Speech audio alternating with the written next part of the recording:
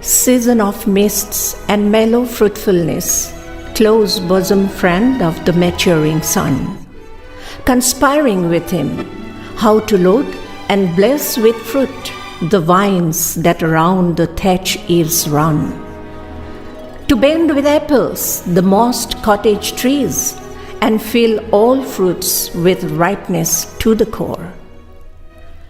Ode to Autumn by John Keats.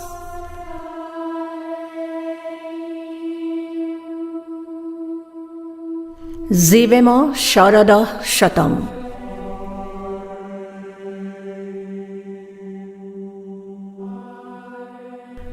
মইতো ভাবিছিলোঁ মানুহৰ গ্লানিময় কালৰ কৰাল লাগি ম্লান হ'ল শৰতৰ জোনে ধোৱা ৰাতি।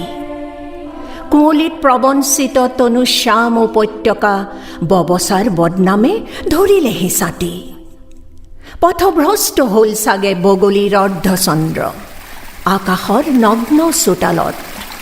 কক্ষপথ হেৰুৱালে শেৱালিৰ সুৰভিয়ে কণ্টকিত কুঞ্জবিতানত।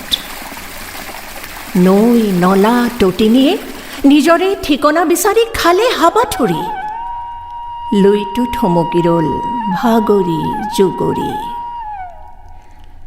ভয় হয় কেতিয়াবা গেৰুলি মেলাতে ৰৈ যাব নেকি পথাৰৰ কণজহা ধান।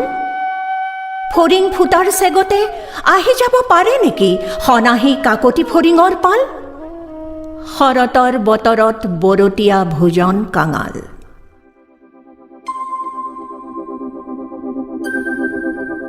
বাট পথ ঢাকি ধূলিৰ গধূলি গৰখীয়া তাৰুণ্যৰ মুদুলিবিহীন উদুলি। মোৰ ভুল ইয়াতেই, মইতো ভবাই নাছিলোঁ। এতিয়াও শৰতেদি নিগৰে জোনাক, এতিয়াও প্ৰেমেহে পখালি লয় আপচু ঘৃণাক। এতিয়াও শৰতে গায় জাগৃতিৰ গান, এতিয়াও শৰতৰ শেৱালিয়ে লিখি দিয়ে শুকুলা আখৰে অভিধান।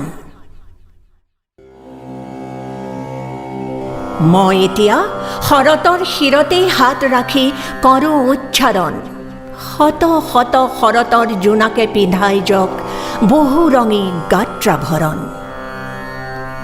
পশ্যেম শৰদঃ শতম জীবেম শৰদঃ শতম। পশ্যেম শৰদঃ শতম জীবেম শৰদঃ শতম।